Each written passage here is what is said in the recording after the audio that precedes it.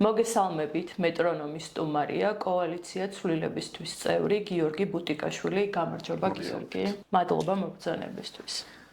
მადლობა თქვენ მოწვევისთვის კიდევ ერთხელ. საქართველოში მწვავე პოლიტიკური დაპირისპირება კვლავ გრძელდება. ხშირად ისმის კითხვა, სად არის ჩვენი ქვეყანა დღეს. ქართული ოცნების მიერ მიღებული გადაწყვეტილებები განსაზღვრავს ჩვენი ქვეყნის საერთაშორისო პოზიციას, ეკონომიკურ პერსპექტივასა და მოქალაქეების ყოველდღიურ რეალობას. დასავლეთთან გაუარესებული ურთიერთობის პირობებში ხშირად ვისმენთ გაფრთხილებას, რომ ქვეყანამ შეიძლება ყველაზე მნიშვნელოვანი მონოპოვარი უვიზო მიმოსვლა დაკარგოს. ბოლო თვეებში ეს პროცესი, ეს საკითხი კვლავ გააქტიურდა. და ჩვენ ვნახეთ, რომ უკვე დიპლომატიური და სამსახურეობრივი პასპორტის მფლობელებს შეუჩერდათ უვიზო მიმოსვლა და არაერთხელ გაისმა მინიშნება, რომ თუ კი კონკრეტული ნაბიჯები არ გადაიდგა, პროცესი უფრო შორს წავა. ჩვენ ბოლო ინტერვიუს დროს სწორედ ეს საკითხი განვიხილეთ. სანამ გადავალთ ბოლო 1 წლის განმავლობაში განვითარებული პოლიტიკური პროცესების შეფასებაზე, მინდა დავიწყოთ ელენე ხოშტარიას ჩამოთვალების მდგომარეობით, რომელიც დღეს ერთ-ერთი ყველაზე მნიშვნელოვანი საკითხია, როგორ არის ის და რა კეთდება იმისათვის, რომ დაეხმარონ მას. მოგესალმებით კიდევ ერთხელ თქვენს მსმენელს.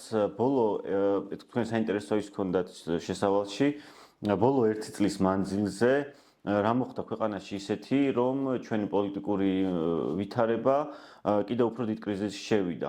ამის ცალსახა მაგალითია ქვეყანაში არსებული პოლიტპატიმრების რაოდენობა და პოლიტპატიმრების ჯანმრთელობის მდგომარეობა ელენე ხოშტარიას სახით მაგალითად, რომელიც ციხეში გაუარესდა, რომელსაც არ ეძლევა სათანადო მკურნალობა და რომლისთვისაც ჩვენ მჭირდება ვიბრძოლოთ, რომ მან მიიღოს ის სათანადო მკურნალობა, რაც არის საჭირო თუნდაც ევროპული სტანდარტით, ადამიანური სტანდარტით, ქრისტიანული სტანდარტით, არაფერში აღარ ჯდება ქართული ოცნების ქცევა, რომ ჩვენ მას მოვუძებნოთ გასასამართლებელი საბუთი, რატომ არის ქართული ოცნება ჯერ კიდევ მართველი, რომელსაც შეიძლება ვენდოთ.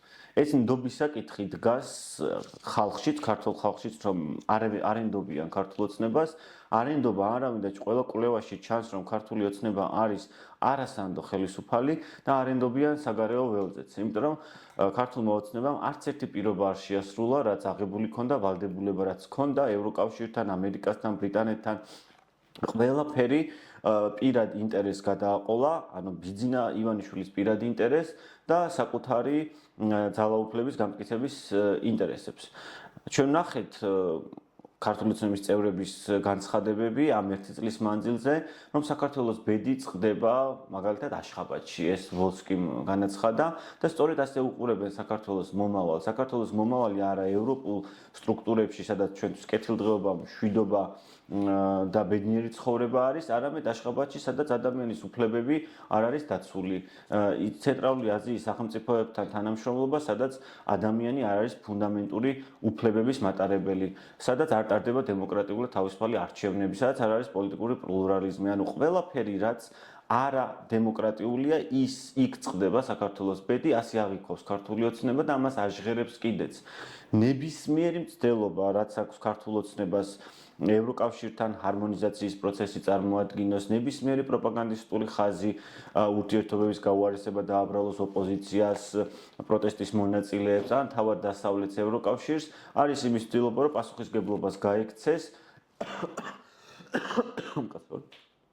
არის ცდილობა, რომ პასუხისმგებლობას გაექცეს და ეს პასუხისმგებლობა გადააბაროს ან ხალხს, ან ეგრეთ წოდებულ შექმნილ deep states და დაიცვას ივანიშვილის მთავარი ამოცანა, რომ ის გადარჩეს ფიზიკურად და რომ ის გადარჩეს ეკონომიკურად, ანუ მისი ინტერესები, ფინანსური ინტერესები, რაც აქვს რეგიონში და რაც პირდაპირ ბმაში არის რუსეთის ინტერესებთან.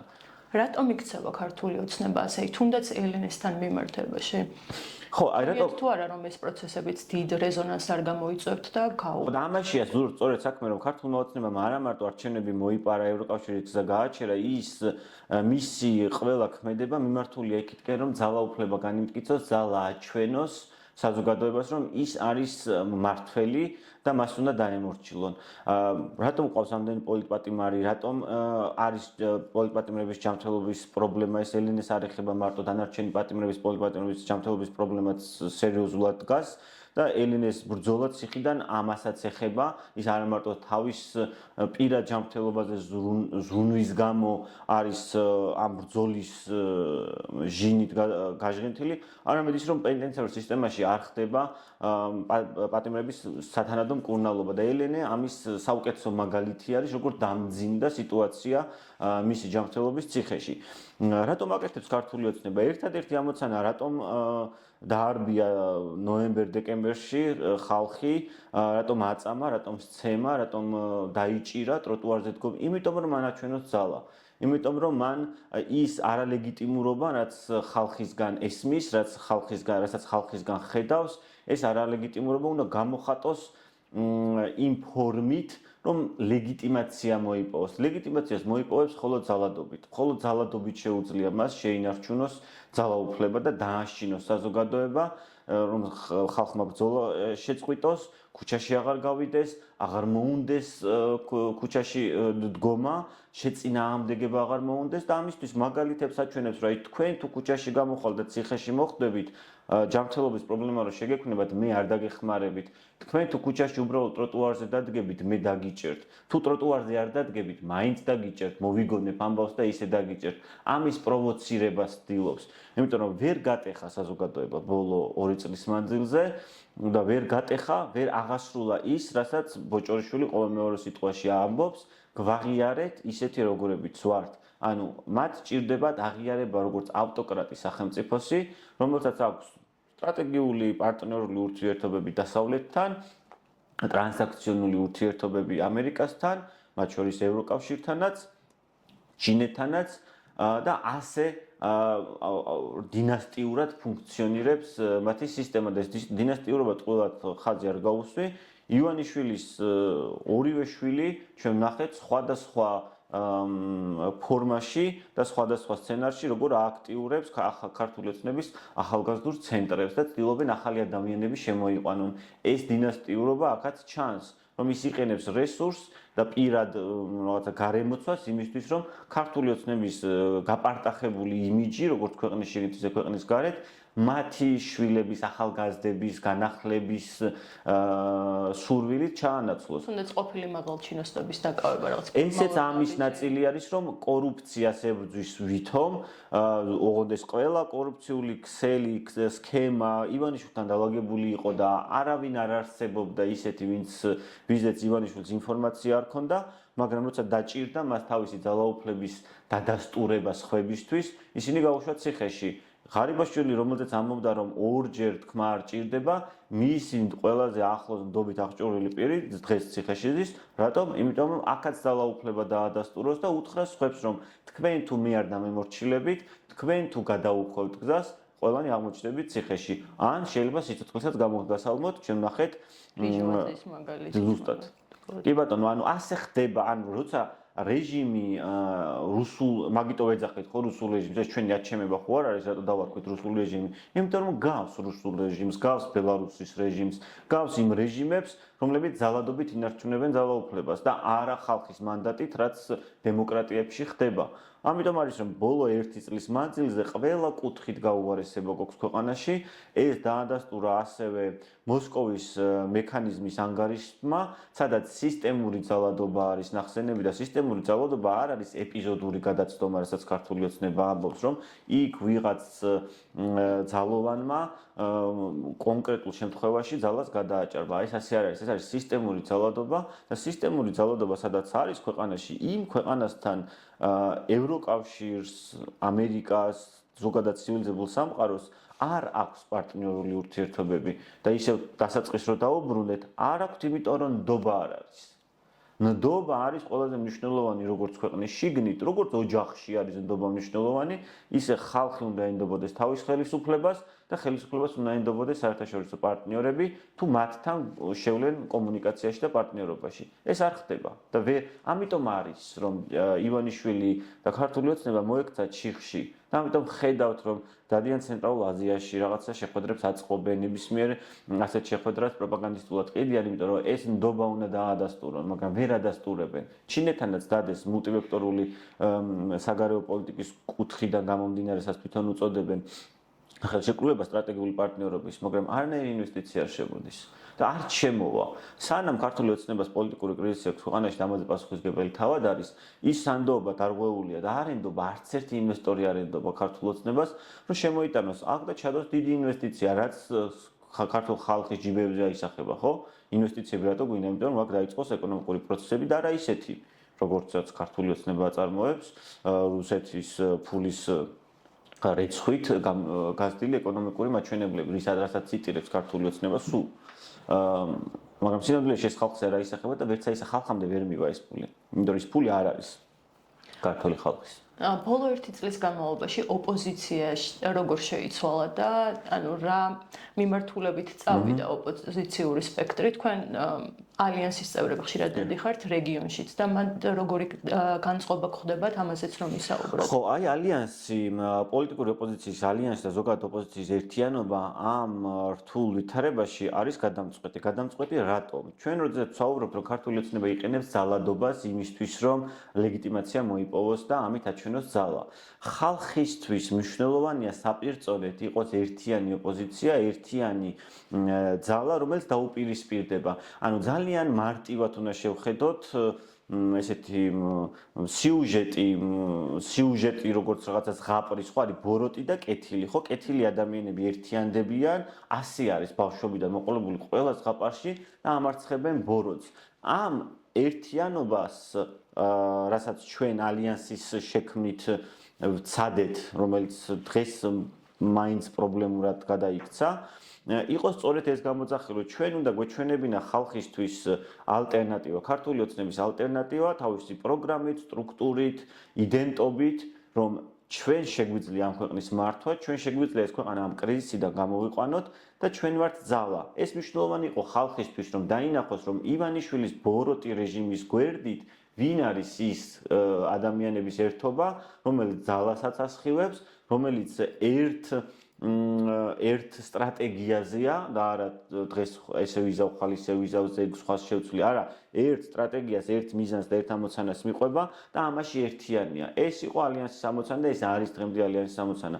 სამწუხაროდ ლელოს პარტია არ შემოუერთდა ამ სტრატეგიას გახარიას პარტიამ აირჩია პარლამენტში შეცვლა რამაც ფრაგმენტაცია გამოიწვია თუმცა პერსპექტივა ის რომ ალიანსში შემავალი 9 პარტია ერთიანად ამას მოახერხებდა და ამის მცდელობა ჩვენ გქონდა და ეს ვაჩვენეთ ასევე 26 მაისს როდესაც დიდი აქცია ჩატარდა თბილისში მრავალი რიცხოვანი რაც მანამდე არ ხდებოდა რომ ეს ლეგიტიმაცია მოგვეპოვებინა ჩვენ ხალხისგან ეს გვაძლევს ასევე იმის ლეგიტიმაციას რომ ჩვენ დასავლელ პარტნიორებს როდესაც ველაპარაკებით არა ფრაგმენტულად დაშლილი ნარატივებით ვესაუბროთ არამედ ერთიანი ნარატივით რომ მათაც მარტივად მიიღონ გადაწყვეტილება საქართველო არ არის ტოპ თემა ევროპაში ვერც იქნება იმიტომ რომ უკრაინის ომია არც ამერიკისთვის არ არის ტოპ თემა საქართველო სრულიად სხვა პრიორიტეტები და იმისთვის რომ ჩვენ დავრჩეთ ევროპის ფოკუსში მნიშვნელოვანია აქედან სინქრონირებული ერთიანი მესიჯი მიდიოდეს, ანუ ეს ერთობა იგრძნობოდეს.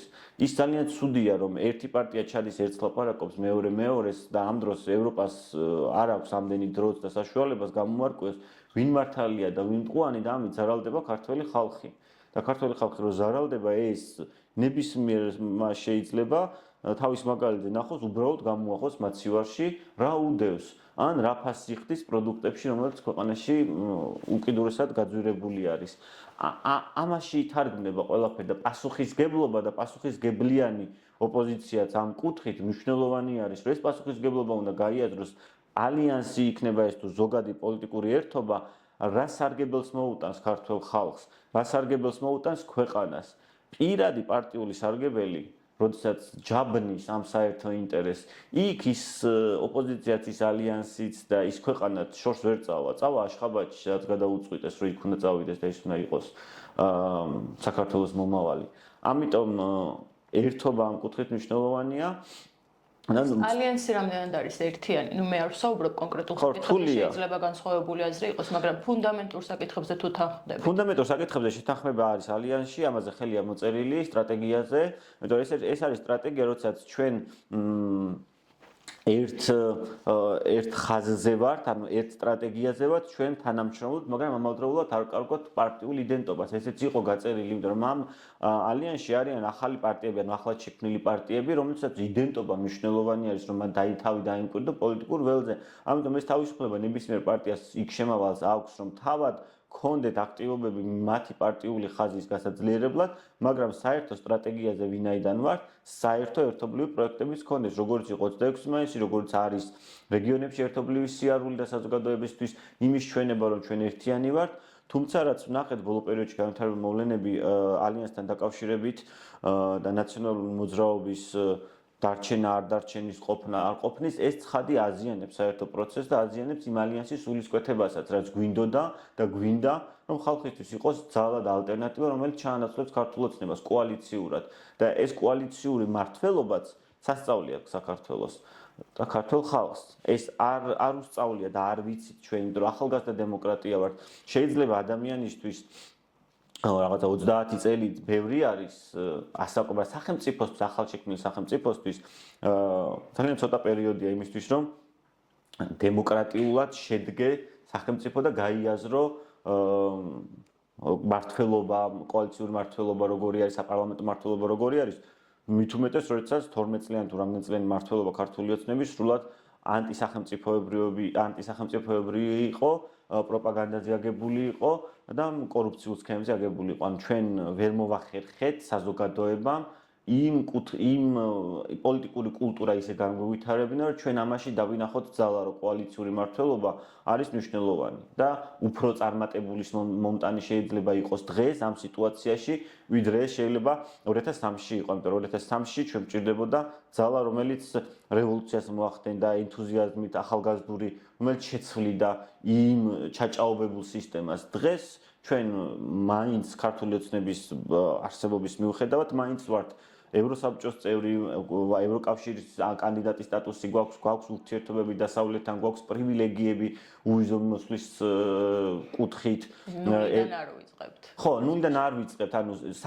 2003 წლამდე failing state იყო, ანუ ჩამოშლილი სახელმწიფო არ არსებობდა, ის სახელმწიფო სტრუქტურები, რაღაცა ფორმა შეიძლება ქონდა, მაგრამ არ ფუნქციონირებდა.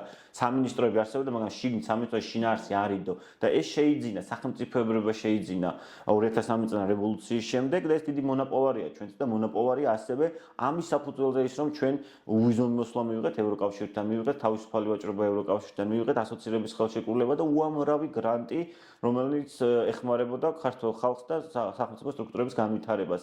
და დღეს ეს რო შევინარჩუნოთ, კოალიციური მმართველობა ბევრად უფრო ხელსაყრელი არის, ვიდრე ერთი მადიარის ძებნა, ერთი რაღაცა ცხენზე ამხედრებული რაინდის ძებნა, ეს არ არის საჭირო. ეს არ მოხდება, იმიტომ რომ ქართულ ოცნებას ყველანაირი ბერკეტი აქვს, რომ ის ერთი ადამიანი მარტივად განაიარაღოს, როგორც რუსეთში მოხდა ნავალნის შემთხვევაში. ამიტომ მრავალპარტიულობა და კოალიციურობა ამ კუთხით უფრო მეტ საშუალებას და შანსს გვაძლევს საზოგადოებასთან ერთად გავაკეთოთ ის საქმე, რაც არის ჩვენი ქვეყნისთვის მნიშვნელოვანი. საზოგადოების განწყობაზეც რომ ვისაუბროთ, რას სურთ მათ და მიუხედავად იმისა, რომ ხშირად მათი ხმა არ ისმის, არის თუ არა ისევ პროტესტი მათში? პროტესტი არის, ეს ყველა კვლევაში ჩანს, 80% თვლის, რომ ბოლო კვლევებით, რაც იყო დეკემბრის კვლევები, რომ ცვლილება აუცილებელია ქვეყანაში, დაახლოებით 60%-ზე მეტი ამ პასუხისგებლობას აკისრებს ქართულ ოცნებას და საზოგადოების ნებისმიერი აი ფოკუს ჯგუფის თუ ჩავატარებთ და ჩაგვიტარებია, უბრალოდ ქუჩაში თუ გავივლით, რეგიონები იქნება ეს თუ ქალაქები, არავინ არ არის ქართული ოცნების პოლიტიკით მაყოფილი და ის გადაღებული თემა, რომ სტაბილურობა და მშვიდობა გვაქვს, ეს თემაც უკვე აღარ არის საინტერესო საზოგადოებისთვის, იმიტომ რომ ყოველდღიურ ცხოვრებაში იმდენად გართულ და გაუძვირდათ ცხოვრება, თვითგადარჩენაზე არის გადასული საზოგადოება და არ მოწონს. არ მოწონს და იციან ასევე, რომ უკეთესი ცხოვრება ევროკავშირში და დასავლეთში უფრო არის, ვიდრე ნებისმიერ სხვა ფორმაციაში, რაც შეიძლება ქართულმა ოცნებამ შესთავაზოს გარდა იმ ეგრეთ წოდებული მშვიდობისა, რომელიც მშვიდობა არ არის რეალურად.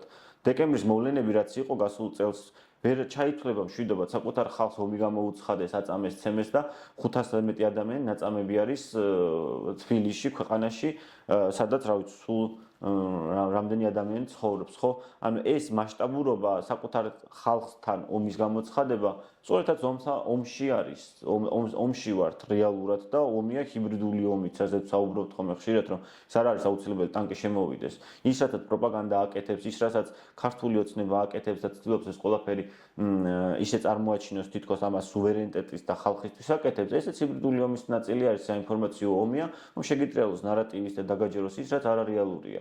ასე მუშაობს რუსეთი, ასე მუშაობდა წლების მანძილზე საბჭოთა კავშირი და ეს ლეგასი მოყვება, ანუ ეს მემკვიდრეობა მოყვება ქართულ ოცნებას, იმიტომ რომ ივანიშვილი არის იმ სივრცის ნაწილი. იქ გაიზარდა, იქ აქვს ბიზნესები, იქ შეიქმნა როგორც რუსი ოლიგარქი და იქ აქვს კონტაქტები, რომლებიც პირდაპირ ჩართული არიან სახელმწიფოს მმართველობაში საქართველოში. უვიზო მიმოსვლის შეჩერების საფრთხეზეც რომ ვისაუბროთ, შარშანაც საკმაოდ აქტიური იყო ეს პროცესი, რაღაც ვადებიც ჰქონდა ქართულ ოცნებას, ნაბიჯები არ გადაიდგა, მაგრამ მაინც არ იქნა მიღებული გადაწყვეტილება ქართველი ხალხი ესე ვთქვათ დაინდეს. დღეს რამდენად არის იგივე საფრთხე რეალური? ნახეთ, შარშან როდესაც ჩვენ ამ თემაზე საუბრობდით, ჯერ არ იყო ევროკავშირის ახალი კანონი მიღებული, რატიფიცირებული საბოლოოდ, რომელიც 2023 წელსზე დაიწყეს ამ კანონზე მუშაობა, სადაც განისაზღვრა, რომ უვიზო მიმოსვლა არა მარტო ტექნიკურ საკითხებს უნდა აკმაყოფილებდეს, ეგრეთ წოდებულ ბიომეტრიულ პასპორტებს, მიგრაციის საკითხს, არამედ ეს უნდა იყოს დაფუძნებული ასევე ადამიანის უფლებებზე და რამდენად არის დაცული ადამიანის უფლებები, ანუ როგორ ხდება, რამდენად მყარია დემოკრატია. ეს ჩანაწერი როდესაც გაჩნდა ახალ კანონში და ჩვენ შარშან საუბრობდით, შესაბამისად ვიცოდით, რომ ეს ამ კანონის რატიფიცირება მოხდებოდა და რაღაც ეტაპზე დადგებოდა საკითხი, რომ ის რაც მანამდე თეორიულად შესაძლებელი იყო, აი ამ ახალი კანონით სრულად შესაძლებელს გახდიდა უკვე კანონიერად საქართველოს დაკარგოს უვიზო მიმოსვლა. იმიტომ რომ სწორება გადატანილი არის ადამიანის უფლებების ხელყოფაზე. ის ქვეყნები, სადაც ადამიანის უფლებები არ არის დაცული და პირიქით სისტემური ძალადობა არსებობს, ასეთ სახელმწიფოები ვერ სარგებლობენ პრივილეგიებით. და უვიზო მიმოსვლა არის პრივილეგია. ევროკავშირის წევრობა არის პრივილეგია. ის ბენეფიტები, რასაც ევროკავშირისგან იღებს მოლდოვა, უკრაინა დღეს ხო მილიარდობით ევროს იღებს, სწორედ იმიტომ რომ გაფართოების ნაწილი გახდნენ, ევროკავშირში გაწევრიანების პირველი კლასტერი გაიხსნა. ეს ყველაფერი პრივილეგია არის, იმიტომ რომ ის ხალხს ხმარდება, ქვეყნის განვითარებას ხმარდება და საზოგადოებამდე მიდის, სახელმწიფო სტრუქტურების განვითარებამდე მიდის. თუ შენ აქ ხელყოფილი გაქვს სრულად დემოკრატია, არ არის პოლიტიკური პლურალიზმი, პოლიტიკური პარტიები ყავს, პოლიტიკური ლიდერებს დევნი და 10-15 წლამდე ციხეში გაშვებას უპირებ პარტიებს კრძალავ, გამოძიებას არ ატარებ, ვინ ჩაიდინა სისტემური ძალადობა, კორუფციული სქემებით ცდილობ რუსეთის დაეხმარო და თავი აარიდებინო სანქციებს. ეს ყველაფერი არის ფაქტები იმისა, დადასტურებული ფაქტები იმისთვის, რომ ქვეყანა აღარ იმსახურებდეს ამ პრივილეგიას, ვეღარ დაიმსახურებს პრივილეგიას. ამიტომ ამ ახალი კანონით დეკემბერში, 26 წლის დეკემბერში საბოლოო ანგარიში მომზადდება, რამდენად აკმაყოფილებს საქართველოს იმ კრიტერიუმებს, რაც იყო ვიზა ლიბერალიზაციისთვის შერჩეული, დამატებითი ამ ახალი კრიტერიუმით, რამდენად აკმაყოფილებს ასოცირების ხელშეკრულებას და რამდენად აკმაყოფილებს თავისუფალ ვაჭრობას. ეს სრულიად ბუნებრივი არის, რომ გასული მომავალი წლის იანვარ-თებერვალში საქართველოს შეუწყდეს უვიზო მიმოსვლა. იმიტომ რომ ეს კანონით ასე განისაზღვრება. აქამდე ევროკავშირი ყოველთვის ცდილობდა, დღესაც ცდილობს, რომ შეინარჩუნოს ქართველი ხალხისთვის ეს ურთიერთობები, უვიზო მიმოსვლაც და კულტურული კავშირებით, თუმცა ქართული ოცნება არ ტოვებს არანაირ სივრცეს, რომ დიალოგი მოხდეს ქართულ ოცნებას და ევროკავშირს შორის. ეს ცდილობა იყო, როდესაც ვაიმარის სამკუთხედის სამი ქვეყანა, პოლონეთი, გერმანია და საფრანგეთი საქართველოში ჩამოვიდნენ დელეგაციები და ქართულ ოცნებასთან ჰქონდათ საუბარი იმ თემებზე, რომ ურთიერთობები გადაიტვირთოს და მოდი ვითანამშრომლოთ.